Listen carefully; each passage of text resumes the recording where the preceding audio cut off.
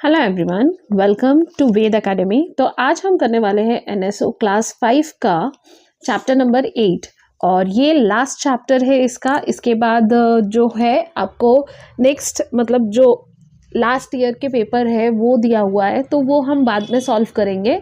लेकिन ये जो लास्ट चैप्टर है इसे मैं कंप्लीट करवा देती हूँ, आपको ये चैप्टर अच्छे से समझाने की कोशिश करती हूँ। तब भी अगर कोई डाउट रह जाए तो आप मुझे कमेंट सेक्शन में कमेंट कर सकते हैं। आपके बहुत अच्छे अच्छे कमेंट आते हैं जो मुझे बहुत इनकरेज करते हैं। Thank you a lot. तो चलिए आज हम ये चैप्टर स्टार्ट करते हैं जो है फोर्स एंड एनर्जी। इसमें जो आप टेस्ट स्किल जो कंप्लीट करोगे वो है types of forces, simple machine and forms of energy. इससे रिलेटेड आप टेस्ट स्किल कंप्लीट करोगे। तो ये चैप्टर ऑलरेडी आपके बुक्स में है, मैंने पहले भी कहा है, आप उसे गो थ्रू कीजिए। वैसे तो मैं एक एक क्वेश्चन आपको कंप्लीटली अच्छे से समझाने की कोशिश करूंगी। तो चलिए स्टार्ट करते हैं। स्टार्ट करने से पहले अगर आप चैनल में नए हैं तो चैनल को सब्सक्राइब कर लीजिए, और अगर आप पहली बार हमारा वीडियो देख रहे हैं तो लास्ट जितने भी चैप्टर्स के वीडियो है मैंने ऑलरेडी आपको दे दिया है, तो आप वहां जाके वॉच कर सकते हैं। ठीक है, तो यहाँ पे देखते हैं क्वेश्चन नंबर 1 में क्या बोला है। क्वेश्चन नंबर 1 में बोला है the magnet shown here will be. तो यहाँ पे जो मैग्नेट शो किया गया है, जैसे कि magnet P and magnet Q आपको दिखाया है, तो ये इस पार्ट को अगर आप देखोगे तो ये नॉर्थ है, राइट। इस पार्ट को अगर आप देखोगे तो ये नॉर्थ पार्ट है, और इस पार्ट को देखोगे तो ये साउथ पार्ट है। इट मीन्स ये भी साउथ पार्ट है और ये नॉर्थ पार्ट है कि नहीं। तो यहाँ पे ध्यान देने वाली चीज ये है कि जब भी मैग्नेट को एक ही पोल के पास जब आप लेके आते हैं तो मैग्नेट कभी भी एक दूसरे की तरफ अट्रैक्ट नहीं होता। जब भी कोई चीज ऑपोजिट हो तो ही वो अट्रैक्ट होती है। जैसे कि नॉर्थ पोल साउथ पोल की तरफ अट्रैक्ट होगा और साउथ पोल नॉर्थ पोल की तरफ अट्रैक्ट होगा। तो यहाँ पे ये दोनों पार्ट में देखिए दोनों भी साउथ पोल है। तो साउथ पोल जब भी एक दूसरे के पास होंगे तो वो कभी अट्रैक्ट नहीं होंगे। तो यहाँ पे ऑप्शंस आपको दिया है, attract each other, repel each other, will not show any kind of interaction और कैन नॉट से। तो यहाँ पे अट्रैक्शन तो होगा नहीं, बिकॉज ये दोनों ऑपोजिट नहीं एक जैसे पार्ट है। तो यहाँ पे रिपेल होगा, मतलब एक दूसरे से दूर भागेगा मैग्नेट। आप चाहे तो आप 2 मैग्नेट ले लीजिए और उसे आप करके देख सकते हैं। जब भी साउथ पोल और साउथ पार्ट जब मैग्नेट के पास आते हैं तो वो रिपेल होते हैं। तो इसका सही आंसर होगा option number A, that is repel. ठीक है, रिपेल ईच अदर। चलिए तो क्वेश्चन नंबर 2 देख लेते हैं। क्वेश्चन नंबर 2 में क्या है। क्वेश्चन नंबर 2 में यहाँ पे आपको एक डायग्राम दिया गया है, तो उस डायग्राम को देख लेते हैं सबसे पहले। The diagram below shows magnet A, magnet B and magnet C. तो यहाँ पे आपको 3 मैग्नेट दिखाए गए हैं। ओके, तो यहाँ पे north pole and south pole आपको दिखाए गए हैं। अब यहाँ पे देखिए मैग्नेट सी में आपको नॉर्थ पोल साउथ पोल दिखाया गया है। तो यहाँ पे मैग्नेट एक दूसरे से लगा के रखा गया है। तो ये मैग्नेट नॉर्थ है, ये मैग्नेट साउथ है। मैग्नेट बी यहाँ पे आपको दिया गया है, तो जाहिर सी बात है ये मैग्नेट एन होगा, नॉर्थ होगा, और ये मैग्नेट साउथ होगा, राइट। ये मैग्नेट नॉर्थ होगा और ये मैग्नेट साउथ होगा। तो आपको क्या बोला है यहाँ पे, ऑप्शंस क्या दिया गया है उसे देख लेते हैं। Based on the diagram identify the pole X. X कौन सा पोल है आपको ये आइडेंटिफाई करने के लिए बोला है। तो मैंने आपको नॉर्थ पोल साउथ पोल करके दिखाया है, तो आप देख सकते हैं मैग्नेट एक्स जो है वो साउथ है। अब ये मैंने कैसे प्रेडिक्ट किया, अगर आप ये बोलोगे तो आप ये ध्यान रखो कि सारे मैग्नेट एक दूसरे से लगा के रखा गया है, तो एक भी मैग्नेट एक दूसरे से दूर नहीं है। तो इट मीन्स ऑपोजिट पोल है, इसलिए वो अट्रैक्ट कर रहे हैं, राइट। तो मैग्नेट एक्स जो होगा वो साउथ पोल होगा। तो मैग्नेट आपको पूछा है मैग्नेट वाई कौन सा होगा, तो जाहिर सी बात है मैग्नेट वाई क्या होगा, नॉर्थ पोल होगा, राइट। तो इसका सही ऑप्शन क्या होगा, ऑप्शन नंबर सी इसका सही ऑप्शन होगा। तो चलिए नेक्स्ट क्वेश्चन देख लेते हैं, that is the question number 3। Question number 3 में बोला है which of the following statement is true. कौन सा स्टेटमेंट ट्रू है, ठीक है, यहाँ पे ये पूछा है। Friction force is a non contact force. Friction force जो है क्या वो नॉन कॉन्टैक्ट फोर्स है, तो नहीं, फ्रिक्शन फोर्स जो है वो कांटेक्ट में आने के बाद ही होता है, राइट। फॉर एग्जांपल मैं बताती हूँ, आप जब चलते हो तो आपके पैरों से जो फ्रिक्शन होती है वो एक कांटेक्ट फोर्स है। With whom? With land, right. Magnetic force can be attractive और रिपल्सिव। तो magnetic force can be attractive और कैन बी रिपल्सिव, ये पूछा है। अब ऑप्शन सी में बोला है mechanical force is a contact force. Mechanical force जो है वो एक कॉन्टैक्ट फोर्स है, तो ये भी ऑप्शन सही है। Option B and option C दोनों ही सही है, बिकॉज मैग्नेट जो है या फिर वो अट्रैक्ट होगी या फिर रिपल्स होगी, राइट। या फिर एक दूसरे से दूर जाएगी या फिर वो अट्रैक्ट होगी, और मैकेनिकल फोर्स जो है is a contact force, right.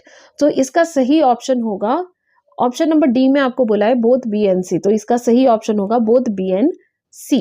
Okay, let's do the question number 4। Question number 4 में बोला है इन अ लीवर, एक लीवर ले लेते हैं, the fixed point around which rod moves. जो फिक्स्ड पॉइंट होते हैं जिसके अराउंड रॉड मूव होते हैं, तो उसे हम क्या कहते हैं? सिंपल सी बात है, उसे हम फलक्रम कहते हैं, राइट। तो option A will be your correct answer. Okay, let's do the question number 5।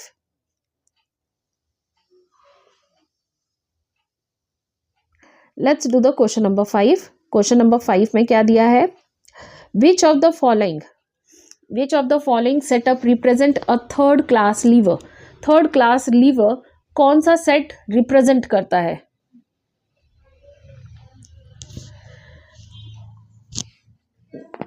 तो यहाँ पे पहला ऑप्शन में आपको दिया है जहाँ पे लोड जो है वो साइड में है, फलक्रम बीच में है, एंड आपका जो एफर्ट है वो इस तरफ है। अब यहाँ पे अगर आप ध्यान देंगे तो फलक्रम जो है वो कहाँ है? फलक्रम आपका साइड में है, यहाँ पे आपका लोड है, and this is effort, this is effort. और थर्ड क्लास लीवर में क्या होता है? फलक्रम जो होते हैं वो राइट हैंड साइड में होता है, लोड जो होता है, आप जो लोड दोगे that is in the left hand side, and आपके एफर्ट जो होंगे वो बीच में होगा, ठीक है। तो यहाँ पे थर्ड क्लास लीवर का ऑप्शन कौन सा है? Option number C, in which the effort is in between the fulcrum and load. Okay, let's do the question number 6। Question number 6 में क्या बोला है? Select the odd one out. यहाँ पे odd one out on the basis of class lever. Class lever के ऊपर depend होकर आपको ऑड वन आउट को अलग करना है, ठीक है। तो यहाँ पे ऑड वन आउट क्या होगा?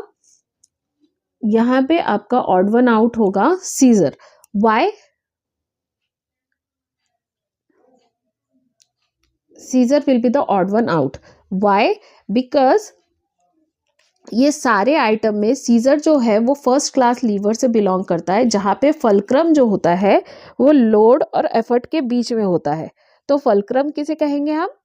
यहाँ पे देखिए, ये फलक्रम है, this one is fulcrum. Okay, और आपका एफर्ट लोड कहाँ पे लेगा? लोड यहाँ पे लेगा, और आपका एफर्ट कहाँ लगेगा? यहाँ पे लगेगा।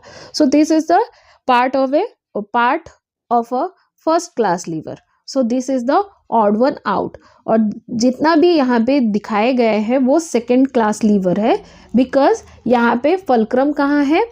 यहाँ पे देख लीजिए, फलक्रम यहाँ है, आपका एफर्ट यहाँ होगा, आपका लोड यहाँ होगा, और आपका एफर्ट यहाँ पे लगेगा, ठीक है। तो इसीलिए तो चलिए अब क्वेश्चन नंबर 7 देख लेते हैं।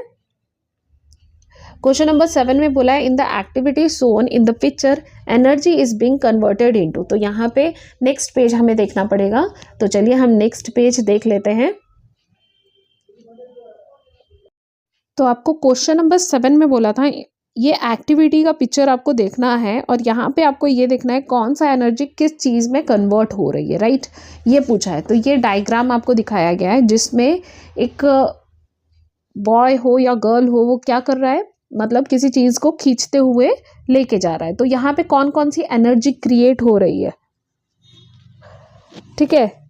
यहाँ पे कौन कौन सी एनर्जी क्रिएट हो रही है आपको सबसे पहले वो देखना है। पहली बात, यहाँ पे एनर्जी जो यहाँ पे कन्वर्ट हो रही है वो है kinetic energy and muscular energy. जो मसल से क्रिएट की गई हुई एनर्जी है उसे आप मस्क्यूलर एनर्जी कहेंगे, राइट। तो यहाँ पे मस्क्यूलर एनर्जी जो है वो काइनेटिक एनर्जी में कन्वर्ट हो रही है। तो मस्क्यूलर फोर्स, वो अपना मसल्स का यूज कर रही है। Muscular force is applying on the sling, आप इसे स्लिंग कह सकते हैं। तो यहाँ पे मस्क्यूलर एनर्जी है वो कन्वर्टेड हो रही है कहाँ पे, काइनेटिक एनर्जी में, जिसकी वजह से ये क्या हो रहा है, स्लिंग मूव हो रहा है। तो इसका सही ऑप्शन क्या होगा, option number C will be the correct answer. Okay, option number C will be the correct answer. Okay, let's do the question number 8। Question number 8 में यहाँ पे देखिए, यहाँ पे भी एक वैसा ही कुछ डायग्राम दिया गया है जिसमें Amit pulling his sister, Amit क्या कर रहा है, अपनी सिस्टर को पुल कर रहा है, who is sitting on the sledge. What do arrows, जो यहाँ पे एरोज दिया गया है XYZ क्या शो कर रही है, ठीक है। तो यहाँ पे कौन कौन से एनर्जी क्रिएट हो रही है, सबसे पहले ये देखिए, X जो है, X में कौन सी एनर्जी क्रिएट हो रही है, अमित क्या कर रहा है, पुलिंग फोर्स, यहाँ पे पुलिंग फोर्स लगा रहा है to drag the sledge, sledge को वो ड्रैग कर सके, ठीक है, ताकि वो उसे अच्छी तरीके से ड्रैग कर सके। तो सबसे पहला फोर्स जो यहाँ पे यूज हो रहा है वो है पुलिंग फोर्स, ठीक है।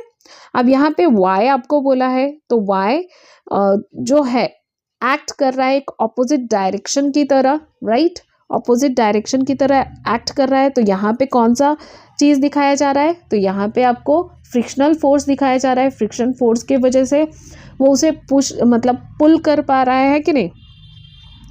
अब नंबर Z में आपको दिखाया गया है वो डाउनवर्ड डायरेक्शन की तरफ दिखाया गया है। तो ये कौन सा फोर्स है, ये ग्रेविटेशनल फोर्स है जो डाउनवर्ड्स की तरह दिखाया गया है। तो X होगा पुलिंग फोर्स, Y होगा फ्रिक्शनल फोर्स एंड Z जो होगा वो होगा आपका ग्रेविटेशनल फोर्स, राइट। तो देख लेते हैं इसका सही ऑप्शन कौन सा है। तो इसका सही ऑप्शन है option number B, that is the pulling force, friction force, gravitational force. Okay, let's do the question number 9। Question number 9 में क्या क्वेश्चन दिया हुआ है, ये क्वेश्चन हमने पिछले साल भी सॉल्व किया था एंड वही क्वेश्चन यहाँ पे रिपीटेड आया है आपको। The given diagram show 4 gear, यहाँ पे 4 गियर दिखाया गया है। अगर आप ध्यान से देखेंगे X, Y, Z and W, ठीक है, यहाँ पे 4 अलग अलग गियर दिखाया गया है। W जो है वो क्लॉकवाइज रोटेट हो रही है।